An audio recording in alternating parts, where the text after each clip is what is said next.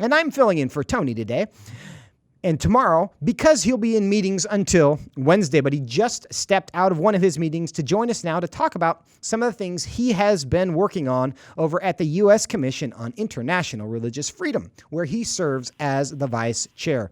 Tony, so glad that you could join us for a moment. Well, Joseph, thanks so much for filling in. I appreciate you filling in for me today and tomorrow, as you mentioned, the U.S. Commission on International Religious Freedom meeting today and tomorrow. Actually, first time we've met in person since the coronavirus, so it's good to see all the fellow commissioners as we take a look at what's happening around the world as it pertains to religious freedom. Yeah, and tell us, what are you guys most concerned about right now globally? Well, there's a lot of concerns. Last week we held a hearing on Nigeria, virtual hearing, but we continue to be concerned about what's happening in Nigeria. Our concerns there are numerous. In the northern part of the country, the state courts are still charging individuals with blasphemy and sentencing them to death. We see that there are frequent attacks on houses of worship by non-state actors, but they do so with impunity. We've got Boko Haram that's operating there. ISWAP, which is the state in West Africa province, Islamic State in West Africa province. They're the ones actually holding Leah Sharibu, who they've been holding her about 4 years. She's a young Christian girl that I've been advocating for in our program called Prisoners of Conscience, Religious Prisoners of Conscience.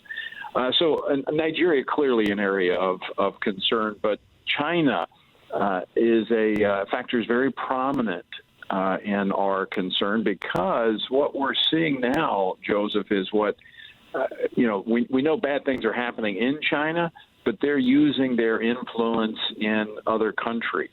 And so that's why we've got to continue to stay focused on China and call them out for not only what's happening within their own borders, but what they're exporting. In Africa, there are a number of nations that have been hotspots of religious freedom concern. What makes Nigeria unique in that neighborhood? That's a really good question, Joseph. Nigeria is the most populous country. I mean, about 200 million people, a little over 200 million.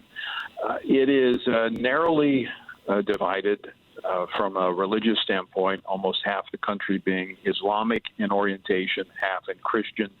And the violence there and the issues that are taking place are quite complex, but religion factors into it. It's not the only issue. There's a scarcity of resources. You've got farmers versus herders. You've got a number of issues there. But here's the biggest concern, and this is what many of the experts are saying about Nigeria, and the reason that last year or the last few years we've been calling for the State Department, the administration, to recognize them as a country of particular concern. And last year that actually happened. The State Department finally designated Nigeria as a country of particular concern, meaning that they have ongoing egregious religious freedom violations. And the reason it's of concern is Nigeria being such a large country in the African continent that it's going to have an impact on all of Africa and even into Europe if we see what some of the experts predict, where we could have another like Rwanda, where you have this genocide taking place, refugees fleeing. We already have refugees leaving, but that could destabilize the entire African continent, and as I said, even into Europe. So this is a concern of what is happening, and religion is a major factor in what we see unfolding in Nigeria.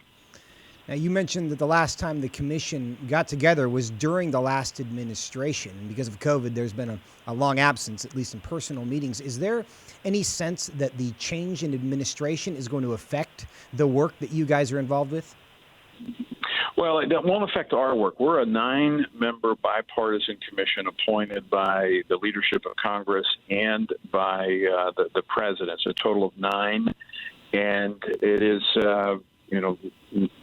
as I said, bipartisan is probably one of the few, if not only, bipartisan entities that actually operates in a true spirit of bipartisanship. It is because we focus on one issue and one issue only. It doesn't mean we don't have areas of different disagreement. We do, but we work through those issues. Now, the question with the administration is we make recommendations to Congress, to the president, and to the State Department. It's up to them whether or not they follow those recommendations. The last administration aggressively followed and took those recommendations to heart. We hope this one will do the same. Well, Tony, we are certainly glad you are there giving input because the current administration is definitely going to need your input. Thank you so much for your time and stepping away and sharing with us today. Thank you. All right, Joe. Good to be with you.